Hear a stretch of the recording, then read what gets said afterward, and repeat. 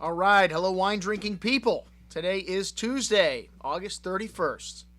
Looking forward to another great month here, September. Just finishing out things in August, and not a lot going on this week. No events on the calendar. Don't worry though, I'm still going to be doing plenty of drinking for you folks at home. So we'll have plenty to talk about in the What I Drank Yesterday section of the show this week. And we got to get things started because it's Tuesday.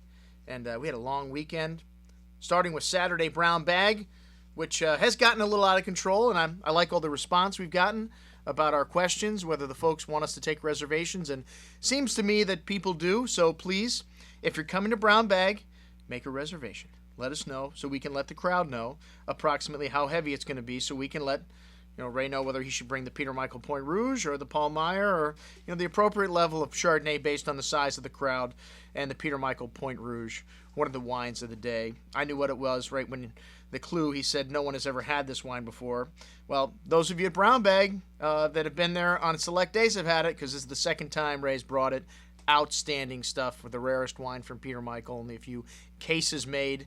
As we had a lot of great wines. Thank you everyone who pitched in. And the 94 Volcanic Hill, also outstanding from Diamond Creek, one of the legendary wines of Argentina. Nicolas Catena Zapata, the Adriana single vineyard, and the Harmonium, one of the top Nero di Avolas made in Sicily. A lot of great stuff. Another great day in the store Saturday.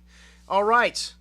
Well, Saturday night I had a tasting in somebody's home, the Jaffe's. Thank you very much. Great folks out there in Weston, and we had a nice time. We did a Tuscan tasting with a lot of nice stuff, although the wine of the night for most people was the 1998 Canalicchio di Sopra Brunello di Montalcino. And 98 is just a vintage that is drinking beautiful right now. Canalicchio, one of my favorite properties, and old school producer. The 98, as I mentioned before, not considered a great vintage, but drinking at or near its peak right now. Some great stuff. And the Vinsanto from Montelore, that wine always wows the crowd. Most people have never had Vinsanto. That was brilliant and a wonderfully priced wine at only around $35 a bottle. All right, well, yesterday in the store we did have a couple of people in. Actually, I forgot I was supposed to have lunch with Giacomo Neri, the owner of Casanova Di Neri, Steve Sink, and a few other people at Capitol Grill. Sorry, guys. It was a busy week last week. I kind of forgot, but thank you for coming by to see me anyways.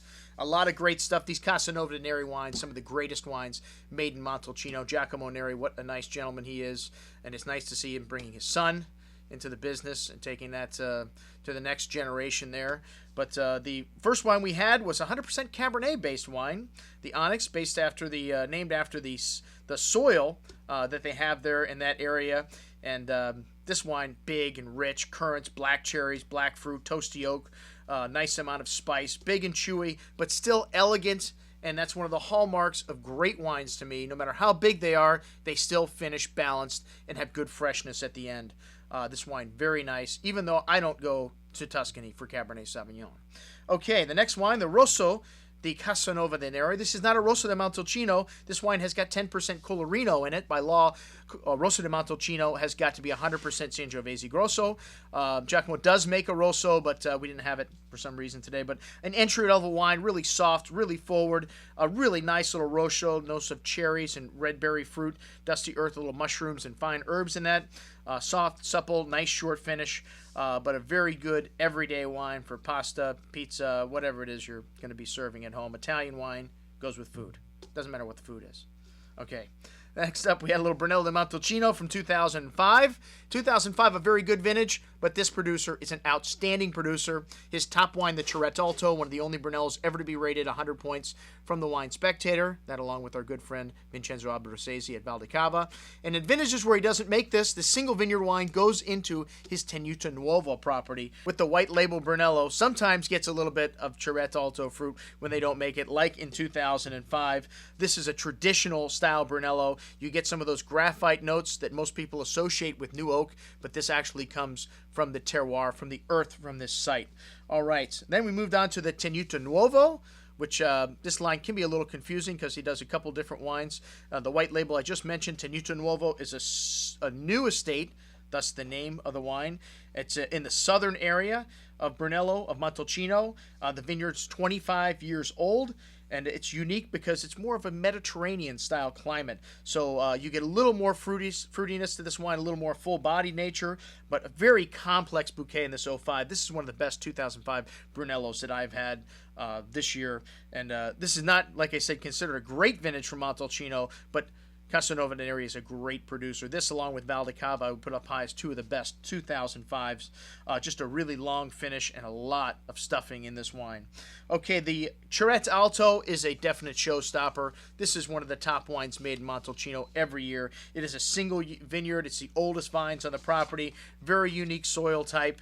And also made in New Barrique, which some people think is heresy. In Montalcino, old school is large Slovenian oaks. But again, it's 100% new. You really do not notice the oak that much in this wine. It does add a little structure and a little tannin to the wine, but this wine is killer. If you like Brunello, you want some 2004 Chiarette Alto in your cellar. Okay, next up, we had a visit from the director of sales from a unique Tuscan winery, and focusing on indigenous labels, indigenous varietals rather, and somewhat of a kind of cultish and kind of a crazy owner. Well, Testamatta means crazy head, so I guess this gentleman is letting us know that he is crazy. Bippy Gretz, and he's got some interesting artwork too, even though my kids could probably do similar artwork on his bottle labels. The wines are very good, very refreshing, and the Vermentino-based white, very simple, simple price tag as well, only like $13 a bottle. And then the Giacca del Gilo, which is Anciola, which is a grape most people have never heard of. You have to give this guy props for working with varietals that very few people know of. And like I said, labeling that's very simple and basic, but the wine's very good, and Testamatta definitely describes what's going on here with this gentleman. Crazy man, crazy head. And each of the wines have got a story.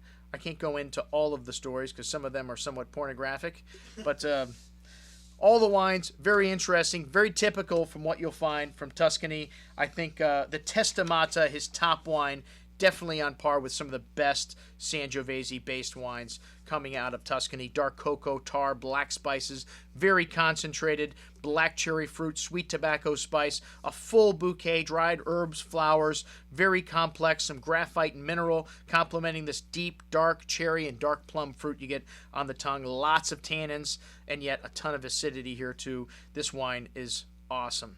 And like I said, priced awesomely as well, $135 a bottle. All right, well, that's what I had to drink on Monday in the store, and I'm not even going to go into what I had Monday night because we're probably running into about 8 or 9 minutes. All right, I'm your host, folks, Andrew Lampazone, signing off for the Wine Watch, saying remember, always drink the good stuff first.